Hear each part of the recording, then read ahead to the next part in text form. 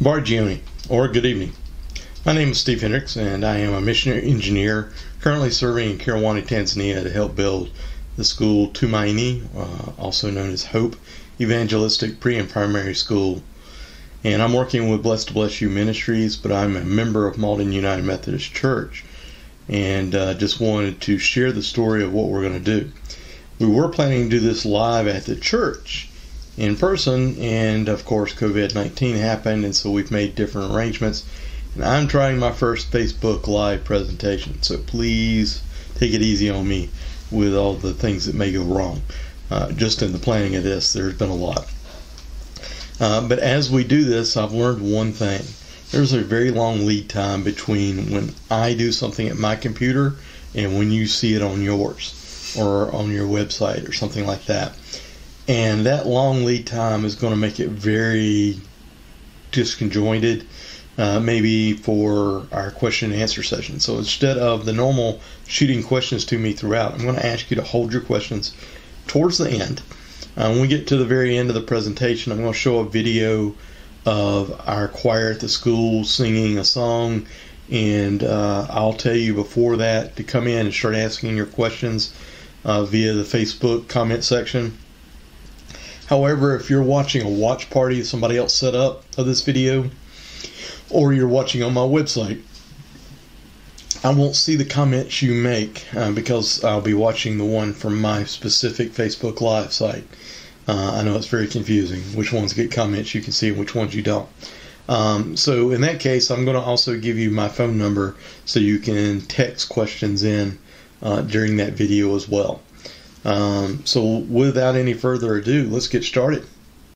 First, let's go to the Lord in prayer. Dear Heavenly Father, we want to thank you for all the blessings you have bestowed upon us. The fact that even during these tough times, these new normals, we're still able to put out the word of what you're doing in the world and how people are participating. During these rough times, it's sometimes hard to remain in contact and understand what everybody's doing for your work, but it's nice to have these chances to be able to share it. Pray that you speak through me to help people understand what's going on in Tanzania and with the school, and how they're helping to provide an opportunity for these children that otherwise they would never get. And just pray that you're with us throughout this, that we won't have any technical issues, and that everybody will be inspired to go forth. Also, we pray in your Son, our Savior, Jesus Christ's name. Amen. To start our presentation on the school itself, I would like to talk a little bit about where we're located and why we're located there. We're in Tanzania, which is on the eastern coast of Africa, just underneath the Horn of Africa. We're surrounded by places like Kenya, Uganda, Rwanda, Burundi, the Democratic Republic of the Congo, are some of the neighboring countries. And specifically, our site is located approximately 20 miles south of a town called Moshi. And Moshi is the town where people go when they're about to climb Mount Kilimanjaro, which is the highest peak in Africa, and it's one of the better known landmarks for Tanzania. And the people there are mostly Maasai, and the Maasai tribe has mostly been nomadic, and they're just recently have started coming out of the nomadic trait. And by that I mean that they would travel to different areas based on where water and grazing lands for the cattle would be, because they are cattlemen first and foremost. So we have the nomadic lifestyle and the fact that they move around, so their houses reflect that. Specifically, a lot of them are built out of mud and stick with a thatched roof, and only just recently have they started building homes out of concrete or mud brick block and using tin roofs and things of that nature. A little bit more permanent of a structure. So in our area, we have a lot of the mud stick homes and things of that nature. They still cook with an open fire. All their cooking is done that way, and the cooking at the site is also done that way. They have to travel sometimes up to a mile to get fresh water, clean water from a bored well. And they go there in groups. It's a community well. Oftentimes you'll find the women there cleaning and doing laundry at the well, or at least at the spigot if there's a tank that services the area. And so there'll be a whole community gathering, which has been a real problem during the COVID-19 issue because of the fact that it's difficult for Tanzanians not to gather because that is what they have available to them. They have to do that. They also have to, the children will be major water gatherers, and you can see in the picture there, they're carrying the water back on their heads. They do carry a lot of stuff on top of their heads. Our kids are often out watching cattle in the afternoons if they're not doing water or laundry with their parents. Some of them may have to take care of their smaller siblings or start the cook fires and prepare meals. And so there's a lot of responsibilities on the kids in our area. We do not have electricity at our site. We do have a clean water board well, but we use solar power to power everything at the site, and we've been adding on to that a good bit. So there's a picture of one of our solar batteries, as well as an inverter to convert it to AC electricity so that we can use it for our TVs.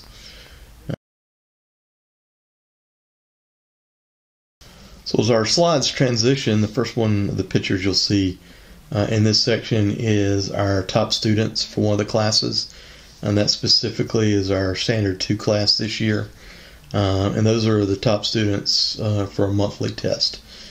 And that's typically how they like to recognize students, is in the top 3 category, and not specifically based on grade points or how they achieve things. There are some things I'd like to do to compare the U.S. system to the Tanzanian system.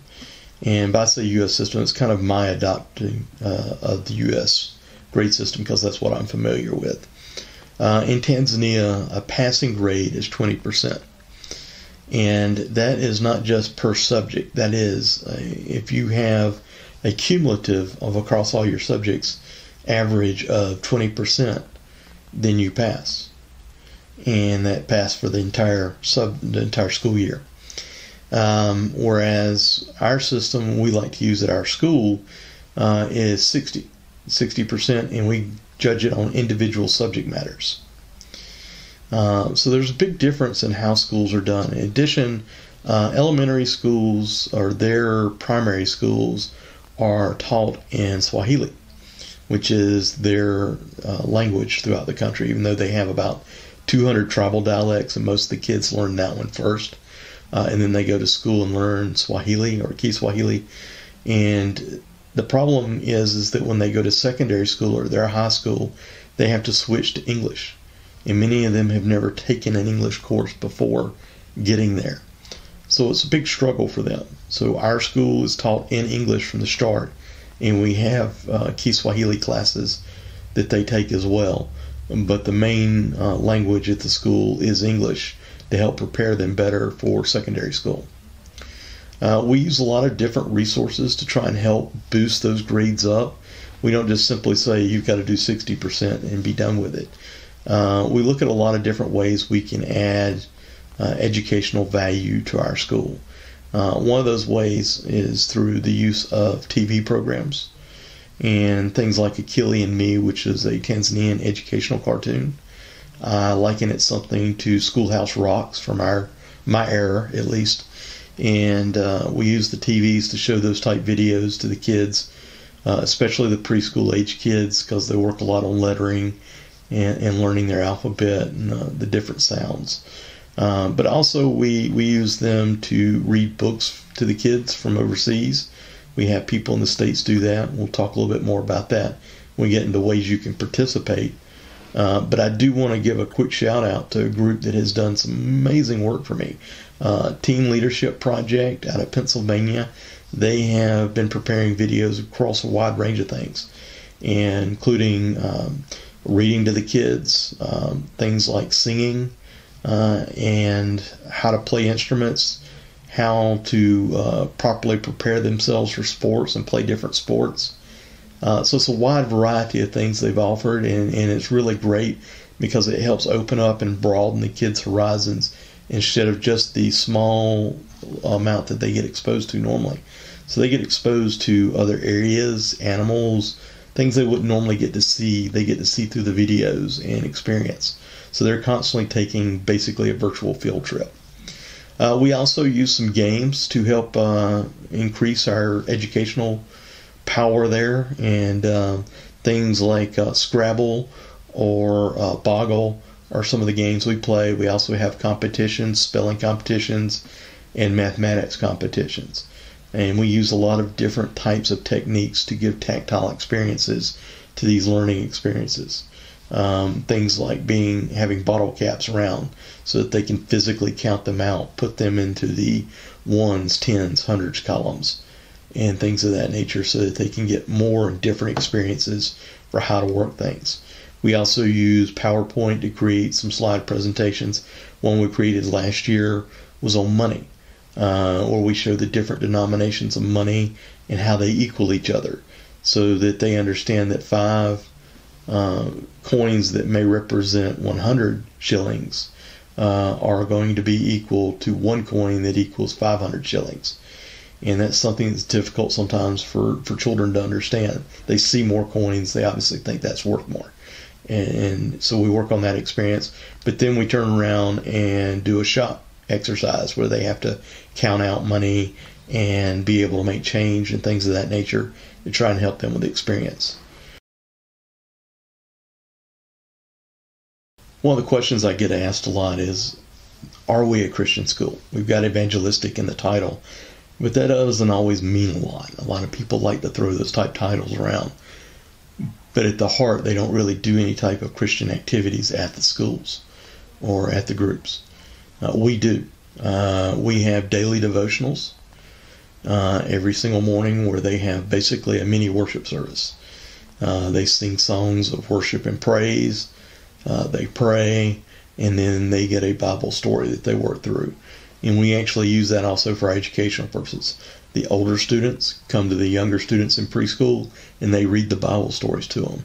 And then the teachers try and break down that Bible story into skits or other learnable exercises to help them out. And that's done every single morning for about an hour. And then every Friday we have an additional 1 hour Bible class where we try and get into some of the other topics that we might get into other than just Bible stories, especially with the older kids. Things like gifts, spiritual gifts, the 10 Commandments. Try and get in a little bit more depth into those type things than you can in just a story type environment. So yes, we are a Christian school. We do promote Christianity, and we do believe that this also helps us work with morals and ethics for the kids to learn a little bit better. Things that aren't necessarily an educational item, but something they still need to learn.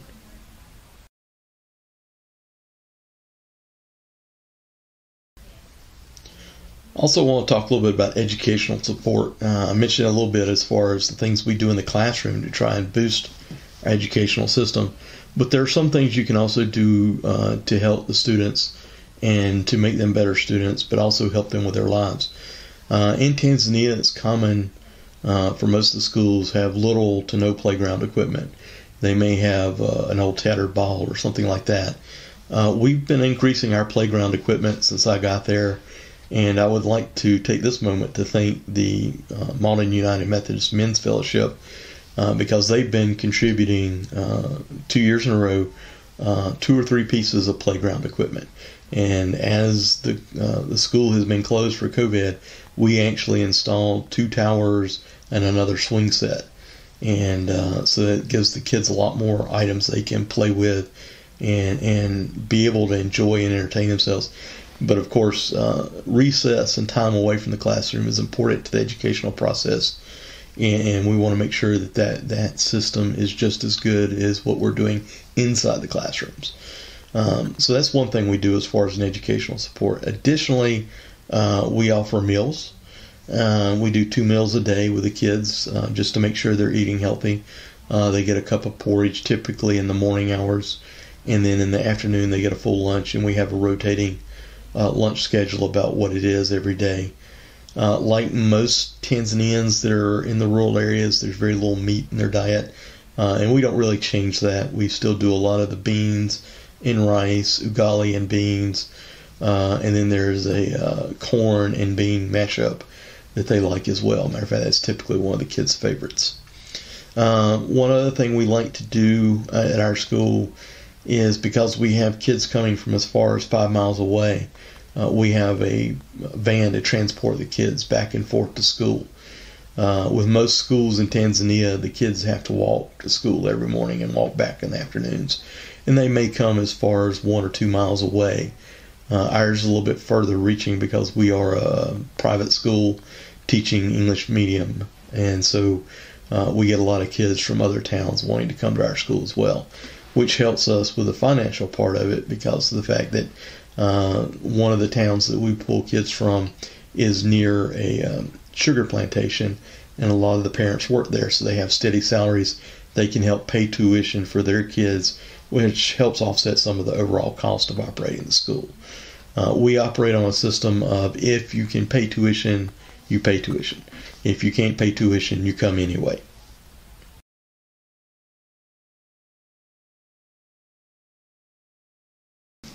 All right, so we were talking about tuition, and that leads us into our financial section. And I do want to talk about our financials, because we always want you to know how we're spending your money.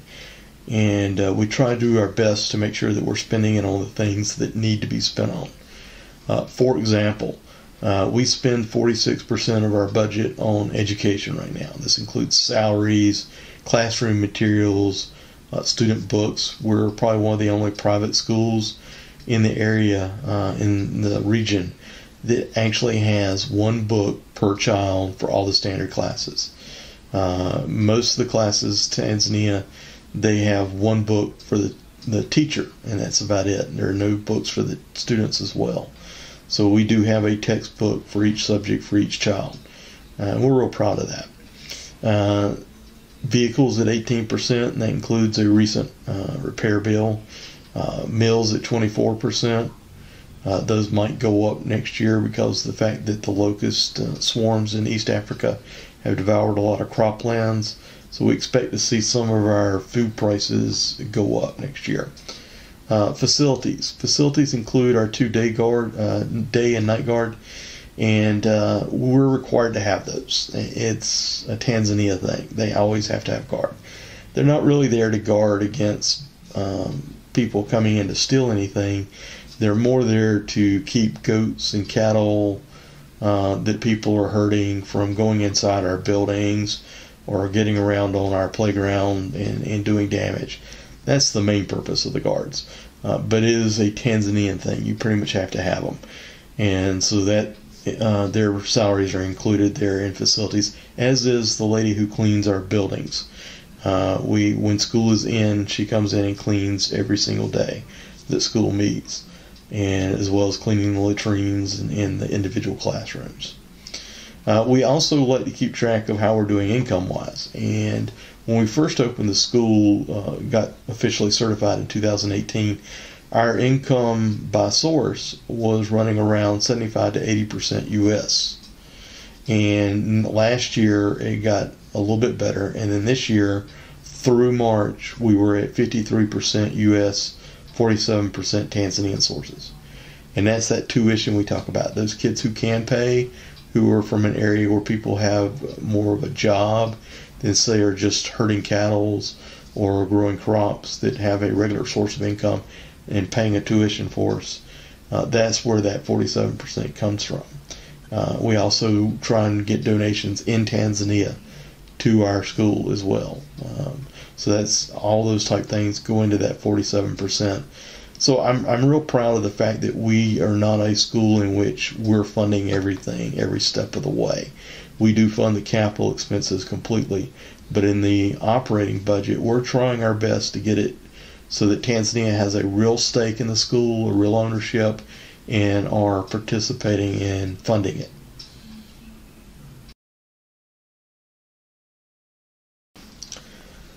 Well, nowadays you really can't have a talk without having a COVID section, and I'm no exception. I did want to just briefly talk about the impact COVID-19 is having on our school. Schools were closed in Tanzania late March, right after the first case was determined. And they have closed secondary, primary schools, and universities as well. So our school is not meeting at the time. In addition to that, they have no flights in or out of country, so I had to go ahead and leave. And so I'm back here in the States as well, making it a little bit more difficult. But we are keeping in contact with the school. We are staying in contact with our employees at the school. We're staying in contact with the students as well. We're also trying to do some things to try and help the community during this time. For example, we are continuing to pay our teacher salaries, our staff salaries. In addition, we have the teachers come in. Typically, one or two of them come in on a daily basis and work on creating activity packets for our various classes. And they type those up and work on them in separate areas so they're safely distanced. And they create one sheet per subject in each class. And we get those activity packets printed and distributed via our van, where they have drop-off points where the kids can come collect the activity packets. And this allows them to have at least some type of schoolwork or some continuation of their education going on while the school's closed. And mostly only private schools are doing anything like this. The government schools have just closed down, and that's it. But we're working hard to keep our kids engaged and involved, and not letting them just have to do chores at home. Along with this, we're trying to distribute videos as best we can while maintaining safe distance practices and things of that nature. So those videos that we're getting from groups like the Teen Leadership Project or people send me, we're making sure we try and get those out to as many kids who have access to the internet or have access to a person who has internet. And it's mostly through their cell phones, and get those videos to them so they can watch them and help with their education and keep them engaged and involved and practicing their English and practicing their math and doing those type things. So we're working very hard along those lines to try and keep our kids and our staff involved. And like I said, we are paying them. We continue to plan to do this at least until the end of the first semester. They go into their semester break the first week of June, so we'll keep the activity packets going through that. And we're going to continue to pay staff at least through June. And we expect to pay further, but we just kind of want to reevaluate and see where things are at. In addition, like I said, I keep in contact with them. We're looking at doing some buildings later on this year. So depending on what the situation is, as far as whether people can go in and out of Tanzania or not, will be what we do and what we can do. But we're looking forward to that. We're looking forward to school getting back. I personally am looking forward to getting back and seeing the kids. I miss them greatly. So I'm really looking forward to getting back over there and seeing them. Right now, though, I have no immediate plans because of the fact that there are no international flights in or out of Tanzania. They have closed the borders. So we kind of have to wait and see what the government's going to do before I can even start to consider making a plan. So just keep that in your prayers. Also keep them in your prayers, East Africa, because of the locust swarms which are going on right now and have developed massive amounts of cropland. Fortunately, I think Tanzania was spared mostly from this the first go around, but there's a second swarm coming through, and countries that were already extremely hurt by this are going to go through another round.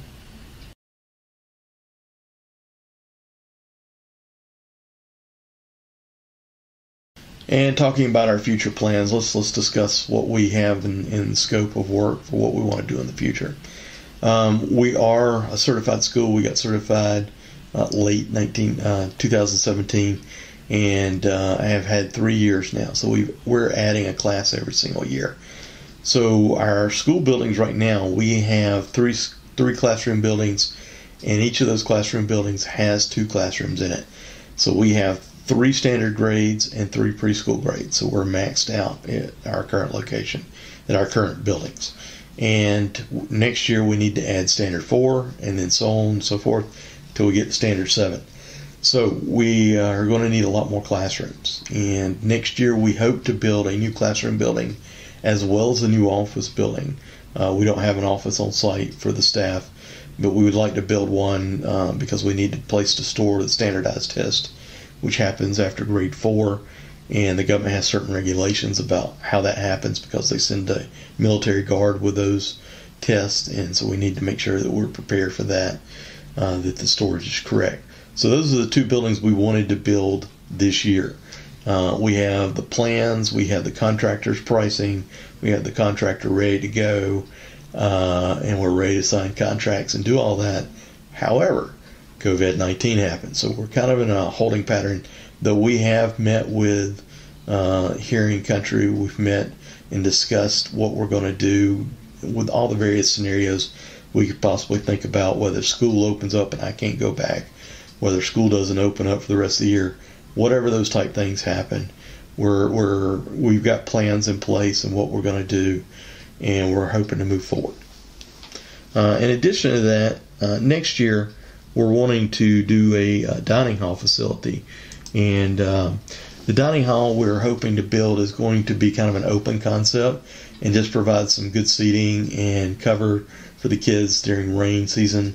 Right now they have to go in the classrooms during rain season, and when it's not raining they sit outside. And I would like to get them up off the ground and on some proper seats and tables and things of that nature, just to make it a little bit nicer for them. In addition, this dining hall will also serve as a meeting hall and a place for us to do presentations. That'll have a stage area, things of that nature. So it's kind of a multi-purpose building, but we're hoping we get to build that next year. We'd also like to consider building a new headmaster's house. We built the first one based on government plans, and it's enormous. And we needed to build something a little bit more to scale on what we need, a little bit smaller, that fits the actual size of a headmaster's family. And what we'd like to do and take that building we have is turn it into a place where people who come visit, whether it's the ministry team here in the U.S. that's part of this, or anybody who wants to come do an internship, or anybody who wants to come do a mission trip, small teams especially, could stay in the current headmaster's house, and we'd be able to house them and cook for them and have toilet facilities for them as well. So that's something we would like to consider in the near future. And then after that, we're going to have to build a couple of more classroom buildings to handle the additional classrooms going forward after about 2 more years.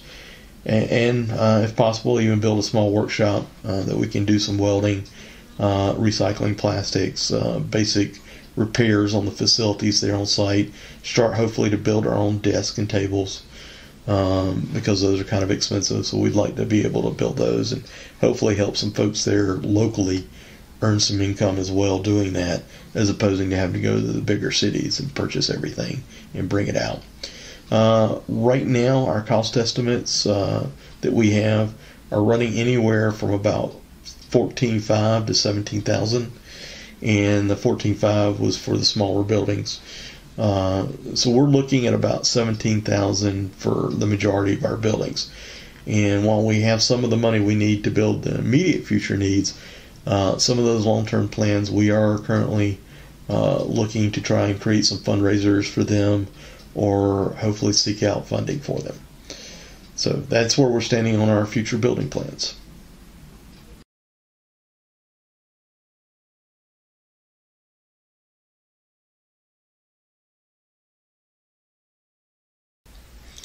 All right, as we're starting to wrap it up, we're getting close to the question and answer session. One of the questions I get asked a lot, and I want to go ahead and address, is how we can participate. The number one way most people like to participate is through a mission trip. Come over with a group, lead a group, come over as a small group, like a couple of people, come over, do a vacation Bible school with our kids. People might want to come over and do a summer internship type thing, or come over and spend a whole month with us and work with teaching the kids. All those type things are available options, and I would love to encourage you to do them, and I'll help you any way I can, setting up housing, travel, transportation, If you want to do a safari, I can help you with that, get your meals all lined up, help you get budgets for everything. So we're here to help you on that. However, we recognize that this is a fairly expensive trip for most folks. Airline tickets alone are very expensive, and so it's very restrictive for a lot of people to be able to come over. And because of that, we offer some alternatives. The best alternative I can make is the virtual mission trip, where you can make a video that I will then show the kids on our TV different things. And a great example of that is the Teen Leadership Project out of Pennsylvania. They've created videos of their teens reading to our students, playing instruments and showing them how to work a chord on a guitar. Some travel type videos where they could explore different cultures, different countries, different states. There was one on snakes. So if you have an animal that you want to talk about, that's a great thing too. We'd love to have those. They also created a lot of singing videos, and our kids love those. They think they're the most fantastic thing in the world. Also science experiments, simple ones, especially things that I might be able to find the same materials over there. So those type of virtual mission trips are fantastic, and they're a great way to help our kids. Now, a lot of people share with me links to professionally made type videos that I can show. And I appreciate those. I do show them. However, the non-professionally made ones, it has a factor that just doesn't come across in the professional ones, and that's the love of somebody who just really wanted to help our kids. And it shows up. I can see it in all those teen leadership videos. I saw it in the group that was coming over last year when they created some reading some story videos for our kids. It just feels different, and our kids can feel that. They love it. And so I would encourage you, if you have any notion to want to try and help us, but you can't come over, consider doing a virtual mission trip or a video for us. And I'll be glad to help you with anything I can on that end as well. There are other ways you can help. If you want to try and create a class-to-class pen pal program, we can trade videos back and forth of your class and some of our classes and students.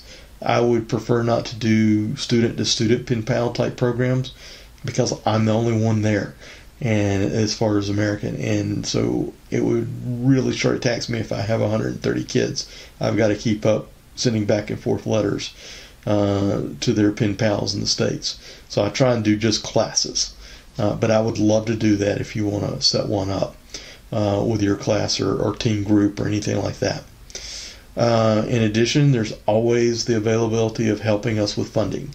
Whether you want to make a personal contribution, whether you want to go to bat with us for your church to make contributions if they're not already doing so, we would be glad to come in and try and help you with that, set you up with materials, come in and talk about it, set up presentations for them, anything we can do to help out, obviously. Our contributions, some of our bigger contributions we're looking for coming up are the buildings, and they're running about $17,000. And obviously not everybody's going to be able to write a check. If you can, thank you, we love you. But if you can't, we still love you, and we still thank you for anything you want to do along the lines. If you want to do a small portion of a building, or if you want to do a fundraiser to try and help us fund a building, we love that too. And again, we're here to help. Just contact us and we'll let you know what we can do. If you're looking to make individual contributions, $30 a month or $360 a year is a student's tuition. And that covers their meals, their transportation, their books, everything they need. So that's one way to help us. If you want to sponsor a teacher, it's normally about $1,500 a year. If you want to sponsor meals, $1,600 covers meals for half a year. And I'm afraid that's going to be going up in the near future because of the locust swarms doing so much damage in East Africa that the cost of food is probably going to increase sharply in the coming year. So we're concerned about that. There are a lot of different ways. If you want to contribute, we can send you a packet of all the price breakouts we have. Just get in touch with me and I'll send you a copy of our brochure where the back page has all those. But those are just some good examples. We normally put out a wish list, but because of COVID-19, we're not doing that right now because we're just kind of waiting to see how things pan out. A lot of the things we ask for are things that we then have to take over in our luggage, and until we know when we get to go back, we're holding off on doing anything like that. But we have had some great responses in the past. The Deborah Circle providing us a printer. Individuals donating soccer balls for us. We thank them very much for that. There's some indestructible soccer balls. We've got 2 right now. They're ready to go back over there with me. So things like that are wonderful. The men's club donating all that playground equipment over the years has been fantastic. So all that helps. So that kind of covers a little bit of the financial and how you can participate different ways, even non-financially. If you have any other ideas or ways you want to participate, please feel free to contact me and we'll see what we can do. Right now what we're going to do is I'm going to start a video with the kids singing. This is our choir. They're singing Lord Touch Me, and they love this song because they get to jump up and down during it. And so it's got some activity for them. So that video is going to play, and this is a great time for you to start sending in your questions. So if you're watching my Facebook Live on my site, then the best thing for you to do is to put it in the comment section, and I'll be able to read it and answer your question. If you're not, if you're watching somebody else's watch party, I can't always see those comments because I don't know who all's got watch parties started. And also those folks watching on my website. If you want to send in a question, I'm going to have my phone number scrolled across the video coming up, and you can text me your questions, and I'll do my best to handle them all. I'll be one person here operating through them all, so please be patient with me, but I'll do my best. If questions come in after we close off, I'll put the answers to those in the comment sections or something like that, or maybe even if there are enough of them, I might do a whole blog about them. That's the other way you can help with us, is to help share the blogs we write about our students, about our school, and those type things. Every share we get gets more people seeing what we're doing. That helps us out. More people that hear about it, the more people who become engaged with us. And I think we have a great system set up over there. We're taking care, being good stewards of the money people give us, but we're providing a good quality education. We're providing good Christian education, and we're sharing God's love with these kids in ways that they otherwise wouldn't have. And we just want to continue to share that. We want to continue to build on that. And we want to just shower them with everything that God has showered us with, and just show them so much love that they'll go on to create and do great things in this world. So enjoy the video.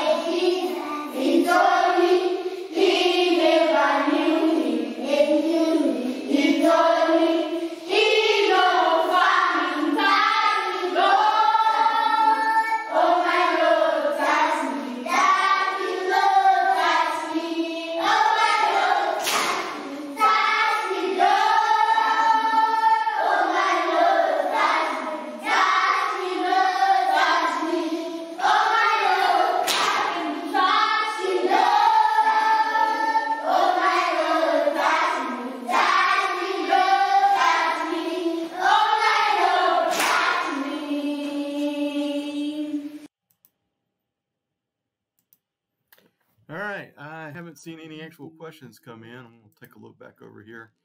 I did notice that the majority of people watching tonight were people who probably heard my presentation quite a few times and have asked all the questions in the past. I want to thank those of you who did show up tonight to watch it. Appreciate it very much. All right, we do have one. Carly's asking, are there additional ideas you may have as the plans for the school? Carly, I'm not exactly sure what you meant there, but basically, we have the school set up and we're planning to do the primary school all the way through the end, but whether we do a secondary school is a discussion for a later date. We just are going to have to wait and see how things go through the entire building of this primary school and see if we can get the people we need in every role and so that we can feel comfortable with them taking it completely over without any access from us. As far as other things to build there at the site, we're up for ideas from the community. The land was given to us. Obviously, we'd have to be receptive to some degree, and so it will really be if they came up with something. But most of the things they want to do are more towards the village side, which is about a mile away from where our school is. I hope that answered your question. Thanks, Jim and Laverne. Appreciate that comment. Thanks, Kyle, for yours. Not sure what happened to the website version of this, but I got no URL to share with them. So we didn't have them at all. Thank you, Charissa. I think I got that correctly. Appreciate you making your comment there. Hopefully you enjoyed the presentation and learn something and maybe have a heart to join in with us in the future.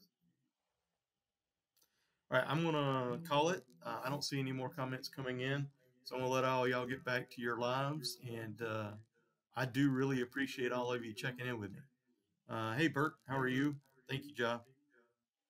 My stylist number. Well, I've been real tempted to get those clippers out because this is the longest my hair has been since the military.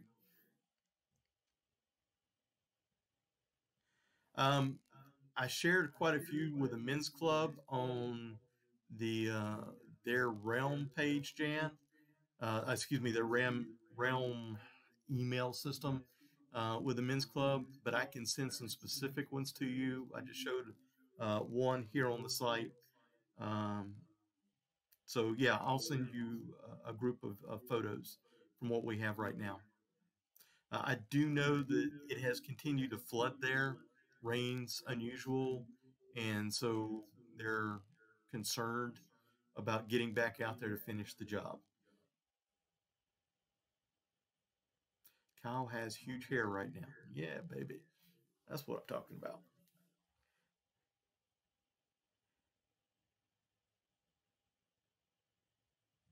All right, I'm not seeing anything else, so I'm going to stop the stream. Again, I appreciate everybody for checking in with me. You have the ability to contact me. My website is stephenbarnabas.com, so feel free to contact me through that as well. Thank you, everyone.